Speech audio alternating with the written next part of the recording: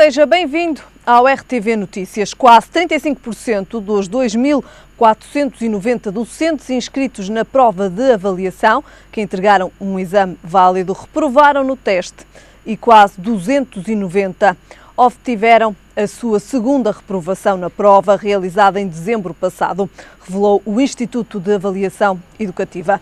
Os dados constam de um relatório divulgado hoje pelo Instituto de Avaliação Educativa, com os resultados obtidos na prova de avaliação de capacidades e conhecimentos realizada em dezembro e para a qual estavam inscritos 2.863 candidatos, mas da qual apenas foram válidas 2.490 provas. Albino Almeida, boa tarde. Boa tarde. 35% dos docentes chumbaram na prova. Pois, independentemente dos méritos da prova ou da sua adequação ao fim para que ela está a ser destinada por este Ministério, porque, ao contrário do que o atual Ministro diz, esta prova, criada de facto em 2007, visava ser feita pelos professores antes de qualquer tipo de prestação de serviço docente, e neste caso temos alguns professores que já estiveram à frente de turmas, e portanto isto é de facto para mim é um absurdo, visto que esta prova era uma prova de indução à carreira e não para ser feita nesta fase da carreira, que é de facto, como dizem os sindicatos, independente, como eu digo, do mérito da prova, uma forma de excluir professores com o alibi de que estes professores tiveram negativa. O que é chocante para mim é que nós todos podemos ser surpreendidos por uma prova e ter dificuldade perante ela e obviamente se nos for dada uma segunda oportunidade é suficiente para debelarmos as dificuldades. Estranho é que cerca de 300 professores, ou seja, mais de 10% do número total, ou quase 10% do número total de professores, tenha reprovado 2 vezes. Isso é que me parece já uma matéria que importa perceber se o mal está de facto do lado dos docentes ou se está, como dizem os sindicatos, do lado da prova. Além de que o Conselho Científico do IAB veio, de facto,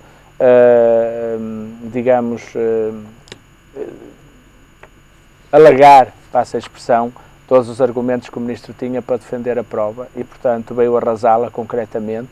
E isso é um Conselho Científico, devemos perceber, de facto, estamos perante uma boa prova e se não há aqui um cinismo muito grande que é usar uma medida do Governo anterior.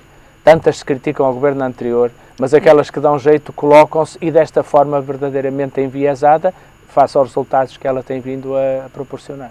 O que é que se pode depreender destes resultados? O que é que está a falhar na educação? Olha, eu não vi nenhuma escola superior de educação a validar a prova e, portanto, acho que há aqui eu não encontro a melhor palavra e peço desculpa usar, mas há aqui uma sabugice do Ministro. O Ministro vem do ensino superior e é sabido que há uma desconfiança permanente entre o ensino superior e o ensino superior politécnico. E isto cheira-me, de facto, a uma coisa muito pouco, séria, do ponto de vista do Ministro, como eu já disse atrás e repito aqui, agora nesta vertente, que é como é que é possível que os institutos superiores politécnicos não tenham sido chamados a elaborar uma prova, porque agora as pessoas vão fazer uma prova específica, quer dizer, as pessoas de inglês, as pessoas de história, as pessoas de matemática, depois desta prova, os que transitaram vão ter que fazer outra prova para mostrar as suas capacidades de docência nas áreas para que estão destinados. E eu, de facto, interrogo-me porque é que as escolas superiores de educação não foram chamadas a dar parecer sobre esta prova e porque é que com elas não foi construída uma prova de indução na carreira, tal como acontece com os advogados. Ninguém viu um advogado, depois de alguns anos na barra, muitos ou poucos, estar a fazer outra vez um exame. Outro sim, um advogado forma-se na universidade e a seguir faz um exame de admissão à ordem. Penso que isto é que seria o mais lógico, portanto, acho que o que tem que acontecer é uma aposta. Todos nós sabemos há muito tempo que havia culpas do Ministério da Educação, quando as pessoas podiam entrar para o primeiro ciclo sem ter nota à matemática, portanto, as disciplinas que um professor tinha que prestar provas para entrar no Instituto Politécnico não tinham matemática. Parece que vão ter agora, e portanto parece-me bem, porque eles vão ensinar 2 questões basilares aos alunos, mas também me parece óbvio que nós caminhamos em Portugal, temos que caminhar para o sistema da pluridocência, ou seja, um professor capacitado na literacia linguística, outro na literacia matemática e um outro na literacia das artes. Isso é que fazia sentido num primeiro ciclo, em que nós vamos perceber qual é a área pela qual os alunos se movimentam melhor. Se é através das línguas, e nós lembramos no nosso tempo, pelo menos eu lembro-me, tínhamos o sistema de ensino dividido a partir do ciclo preparatório em área de línguas e área de ciências, justamente porque não somos todos iguais e, portanto, havia aqui uma separação em função do gosto e da capacidade natural dos alunos, ou letras ou ciências. Bom, e depois, dentro das letras, o prosseguimento de estudos era muito amplo e nas matemáticas também. O sistema unificou-se e, portanto, os alunos dão todos a mesma matéria, de maneira que eu acho que o primeiro ciclo é essencial, tem problemas logo no segundo ano, seguramente isso há de estar ligado à capacidade dos docentes, nomeadamente no português e na matemática, porque são aquelas que são aferidas por exames nacionais em todos os ciclos, e o que eu penso que tem que se fazer, que há muitos anos de resto os próprios sindicatos reivindicam, é melhorar a formação inicial e a formação contínua dos professores.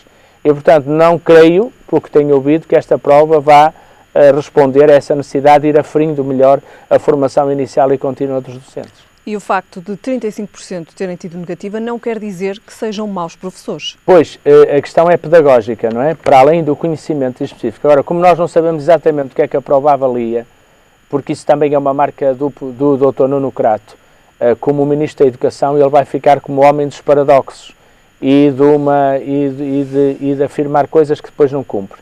Esta nós não sabemos, ela de facto não foi aferida por nenhuma entidade pedagógica, como eu digo, os próprios institutos superiores politécnicos que formam os professores inicialmente, deviam de facto rever-se na prova e rever se a prova vai ao encontro daquilo que eles ensinaram aos alunos. Porque aqui, tal como eu dizia quando são os exames para os alunos, quando eu próprio me pronunciava sobre os exames dos alunos, em alguns anos eles eram extremamente complexos e cheios de rasteiras, como agora os professores se queixam. É típico do Dr. Nuno Crato, porque não é uma pessoa honesta, é uma pessoa que é desonesta intelectualmente. Ele sabe que é, porque ele é uma pessoa inteligente, não está aqui nenhuma crítica à pessoa, está aqui ao Ministro. O Ministro usa a inteligência que tem e depois é desonesto, não é? Ele engana-se muitas vezes ele próprio. Ele sabe que se está a enganar ele próprio, não é? Mas, enfim, é hipocrisia. Deveria haver mais clareza nestas provas para os docentes. Ele não tem essa clareza, nunca teve, para os alunos e para os professores. Os professores agora estão a dar conta daquilo que muitos alunos de 5 vinham a chamar a atenção em exames de biologia, de matemática, que estavam cheios de rasteiras, que não era suposto os alunos estarem preparados para elas e, portanto, agora estão as pessoas a provar da mesma cicuta. Eu penso que isto em nada contribui para a melhoria do ensino e da aprendizagem, isso é que me preocupa. Contribui outro sim para denegrir a imagem dos professores. Perante os alunos, exatamente, como é que ficarão exatamente, porque o imaginário é que haverá professores. Eu nem passa pela cabeça que os alunos queiram saber se o professor fez prova ou não fez prova, para terem à partida a gestão perante um professor. Não sei, nem sei se está ao alcance das famílias, mas imagino que daqui por uns tempos, alguns encarregados de educação, especialmente aqueles que também passam no seu percurso educativo por muitos exames, possam querer questionar este tipo de matérias. Portanto, nós estamos a caminhar completamente no mau sentido. Pode de alguma forma condicionar também aqui a carreira docente? Condiciona, seguramente, porque aconteceu em Inglaterra que excessivas provas e excessivas exigências sobre os docentes incentivaram-nos da carreira, mesmo aqueles jovens que achavam que tinham capacidade para a docência, acabaram por desistir. E a Inglaterra, em determinada altura, teve que voltar a chamar outras entidades porque tinha falta de professores. Nós estamos a diminuir os alunos e é um bom momento para apostar melhor na formação inicial e contínua dos professores, mas não é por este caminho. De resto, à semelhança do que acontece com a Suécia para professores tem um número de média interna, quer dizer, o aluno queira ser professor na Finlândia, peço desculpa, tem que atingir um patamar idêntico ao que nós aqui obrigamos para a medicina, ou seja, só entram nas universidades que formam professores, de facto, alunos com uma média muitíssimo alta ao longo do seu percurso educativo. Isto é o que faz sentido, porque um professor é professor de tudo. Embora esteja especificado numa disciplina, é pouco provável que não esteja habilitado pedagogicamente para responder a uma pergunta de um aluno, e isso coloca-se em muitas áreas da vida, e, portanto, eu estou convencido que este modelo, de facto, tem que ser fortemente revisto e não pode ser usado por este governo e por este ministro e até pelo primeiro-ministro, que desse ponto de vista são desonestos. Tudo o que os governos faziam para trás estava errado e levou-nos ao caos, mas todas as medidas que lhes interessa para abastardar isto, eles não hesitam em ir buscá-las e dizer que era do governo anterior, sem qualquer filtro crítico. Depois, então, de também já em 2014 temos tido as rescisões amigáveis dos docentes. Agora temos esta prova com este valor, 35% de docentes que tiraram negativa neste exame de dezembro. Isto pode também, de alguma forma, levar a que estes professores sejam despedidos? Eu diria, ou cheguem a rescisões amigáveis? Eu não sei exatamente, e se estes professores, como o Ministro diz, é para serem contratados, portanto vão ficar numa bolsa de pessoas para serem contratados, quer dizer, aqueles professores que o Ministério usa como qualquer cidadão utiliza uma listagem de Instituto de Emprego, por exemplo, para admitir uma empregada doméstica, com todo o respeito que eu tenho, é muito pelas empregadas domésticas, não é? A prova é relevante. A mim não me interessa muito perceber se a empregada doméstica que vem para a minha casa varre menos bem ou menos mal, enfim, se ela está habilitada para isso. Ou não? Não é com um exame que eu vou resolver esse problema. Portanto, eu acho que o que está a acontecer isso é que é o complicado, é na comunidade estar-se a passar a ideia de que podemos estar perante professores, porque a educação é um sistema onde o alarme social é muito grande, como na saúde. Quando alguma coisa corre mal, parece que tudo corre mal. E eu acho que isto é uma machadada brutal no prestígio e nos professores, porque as pessoas tendem a ficar com uma ideia generalizada, todos serão maus professores, e isso é muito negativo. Muito bem. Fica então aqui esta nota, quase 35% dos docentes inscritos na prova de avaliação reprovaram no teste. Albino Almeida, domingo, a Grécia fez história. Sim. O que é que se segue? Angela Merkel, Banco Central Europeu e o FMI já vieram dizer que não vão permitir uma renegociação da dívida. Bem, dívida grega. Sim, eu gosto de olhar para isto de uma forma, digamos, ajudando lá em casa a perceber o que é que se está a passar. Em primeiro lugar, a democracia foi fundada na Grécia e, portanto, a Grécia acabou por fazer valer o princípio da democracia. É interessante agora ver como o nosso primeiro-ministro, que é um lacaio dos interesses das finanças internacionais, aliás, basta ver o secretário de Estado que ele tem e as pessoas que o aconselham, a começar no falecido António Borges, muito conhecido na Goldman Sachs e Companhia Limitada, para perceber que estamos perante uma pessoa que está siderado com o mundo das finanças. Ele, aliás, é um economista tardio, formou-se muito tarde como aluno, não sei se foi por reprovar em alguns testes como aos professores, mas a verdade é que o nosso primeiro-ministro aos 37 anos é que se formou a economia, portanto com cerca de 14 anos de atraso em relação a um aluno normal, e depois por qualquer razão ficou siderado com o mundo das finanças e com a parte financeira. É, portanto, um homem com uma agenda própria que deve estar a pensar 20 vezes, não é?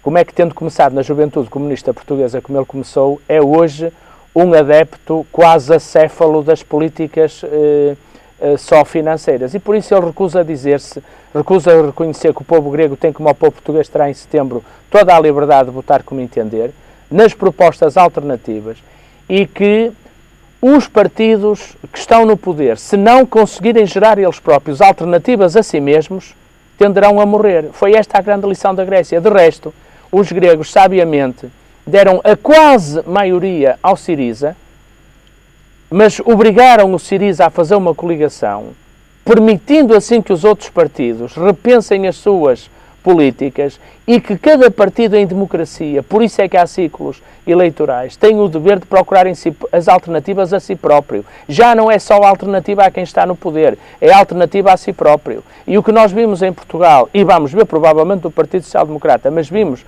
no Partido Socialista, foi que quando acabou o ciclo Sócrates, fez-se de conta que aquilo não tinha existido. E o secretário-geral, que até há pouco tempo comandou o Partido Socialista, tentava passar por cima da história do país e do partido como se não tivesse acontecido nada. O povo não gosta disto, porque acha que isto é enganá-lo. E, portanto, o que é que fez? Foi dar o apoio tutti quanti, como diriam os italianos, a dois lugares da maioria absoluta, a um partido, a quem dá uma margem de negociação por esta via. Isto é, o Syriza também não foi sufragado a 100%, foi amplamente sufragado, mas tem uma margem de ponderação das medidas em função até do próprio parceiro de coligação, e temos que ter em conta que o Syriza é ele próprio uma frente de vários partidos, não é? Por isso, logo aqui temos um conjunto de vários partidos numa frente, que agora se juntou um partido que vem do outro lado do espectro político, mas que tem em conjunto a mesma coisa. não querem mais que estas medidas financeiras, que só pensam no dinheiro e não nas pessoas, continuem. Esta é a grande lição. E, portanto, aquilo que sobra em Portugal e nos outros países, e para a Merkel também, é perceber que a Merkel tem que criar alternativas, é o que o povo pede, é este caminho. Pode não lhe pedir o povo alemão, porque está satisfeito a dizer que os outros vivem acima das suas possibilidades enquanto compram produtos à Alemanha. É de um cinismo atroz. Que um alemão nos diga, tu vives acima das possibilidades, e que nós estejamos nesse momento dentro de um Opel Corsa, de um Mercedes Fortwo, enfim, estou a falar de carros muito baratos e muito pequeninos, mas que são alemães, que se traduzem em riqueza para os alemães. E, portanto, é de um imenso cinismo. E a senhora Merkel tem que perceber esta lição que o povo grego deu. Os partidos do poder e quem está no poder e deixa de estar, quando não está no poder, tem que encontrar a alternativa a si próprio. Vão ser não obrigados só aos governos, mas a si renegociar. próprio. E é o que ela vai ter que fazer. Ela vai ter que encontrar, por força do povo grego, uma alternativa ao estado de coisas que ela quer implementar na União Europeia, que é uma União em que é a Alemanha e os outros. E a verdade é que são os outros mais a Alemanha, enquanto ela não perceber esta diferença, que no fundo é encontrar permanentemente alternativas às políticas que causam sofrimento, desemprego, desalento, morte. Repare, ontem vimos noutro programa de televisão uma senhora grega a dizer, desde a Segunda Guerra, que não se morria de fome, ou seja, há 70 anos, que não havia registros de fome na cidade de Atenas. Morrer de fome na cidade de Atenas. Isto devia nos inquietar a todos. E, portanto, a senhora Merkel não vai ter alternativa senão seguir aquilo que o povo quer. O povo procura permanentes alternativas e novos caminhos que permitam maior felicidade.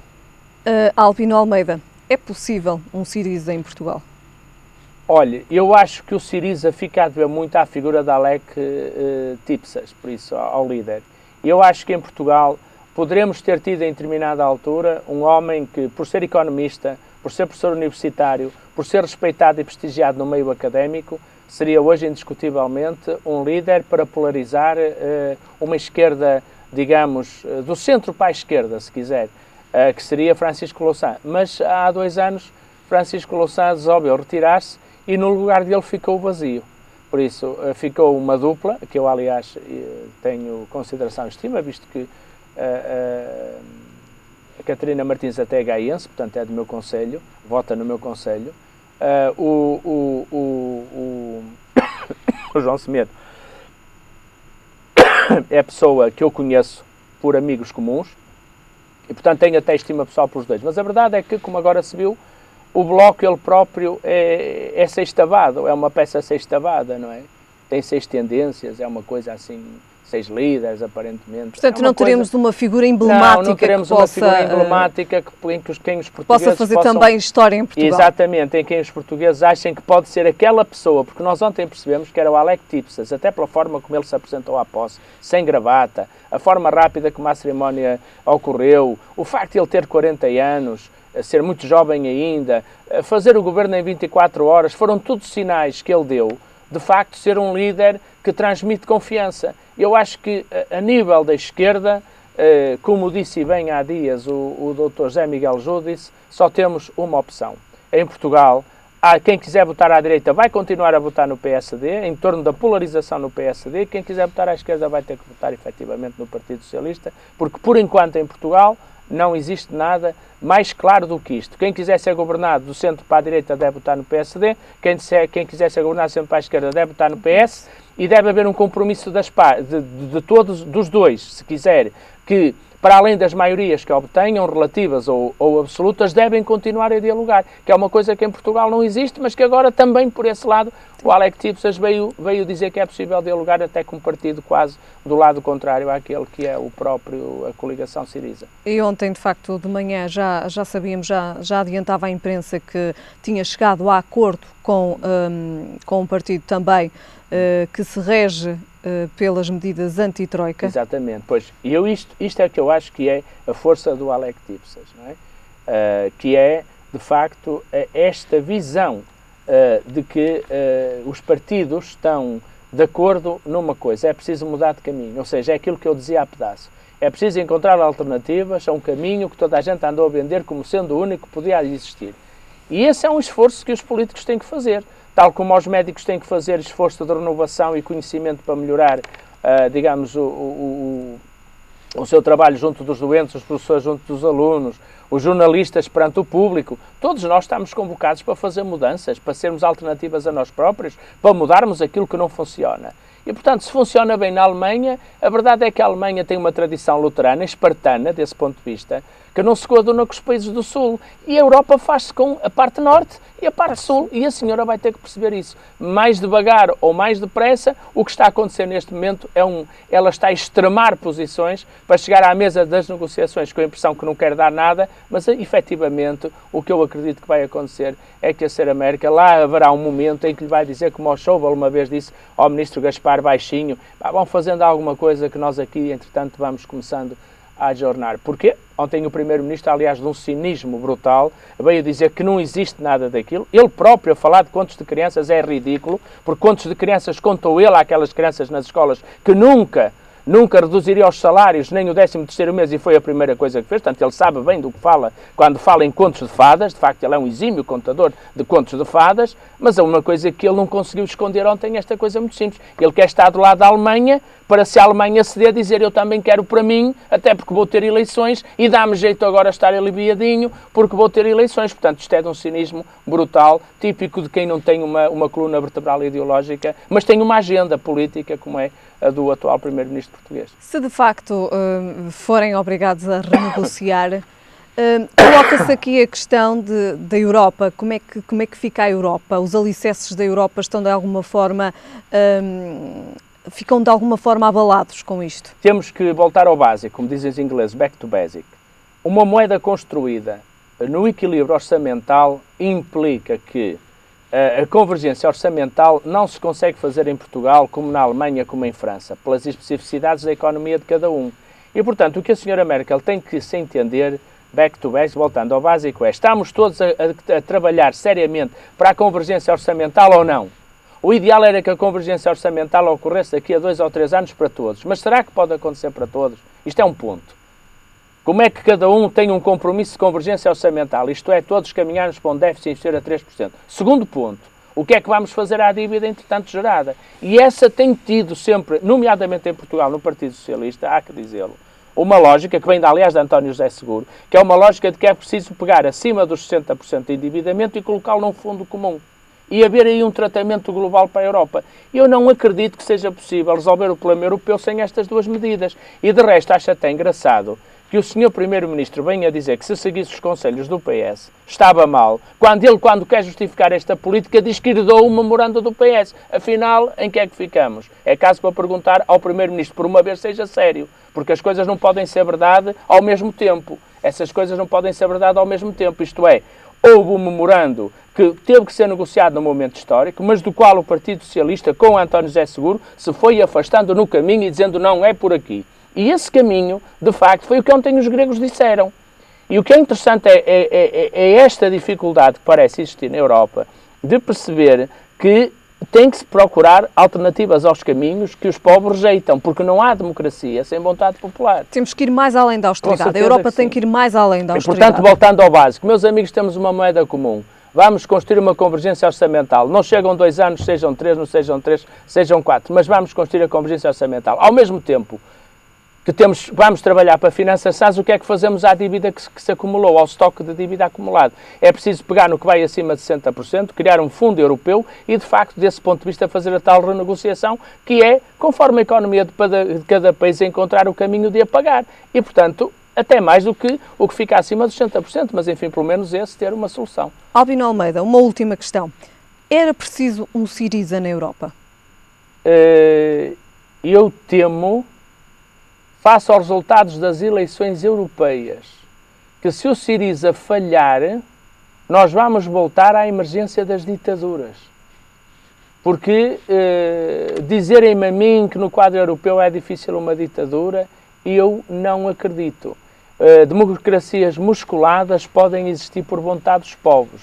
Um governo eleito, como aliás Hitler foi eleito pelo voto dos alemães, ele que era austríaco, de origem austríaca, é bom lembrar. Havia ainda o problema em aberto do Império Austro-Húngaro, e por isso ele era austríaco, foi eleito chanceler alemão e, através da condução da política alemã, levou a Europa para uma guerra.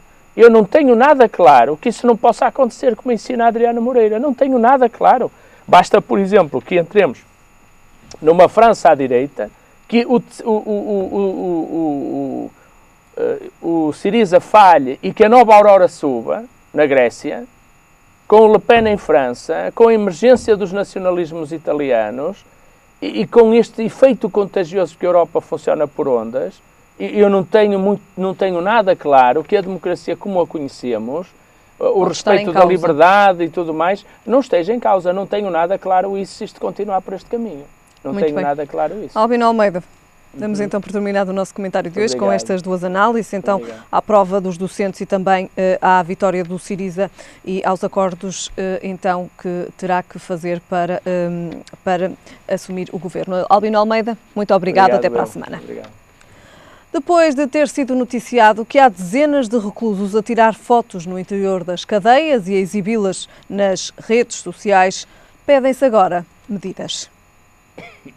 O Sindicato Nacional do Corpo da Guarda Prisional reivindica novas regras para reforçar o controlo das visitas nos estabelecimentos prisionais e impedir que os reclusos tenham acesso a telemóveis.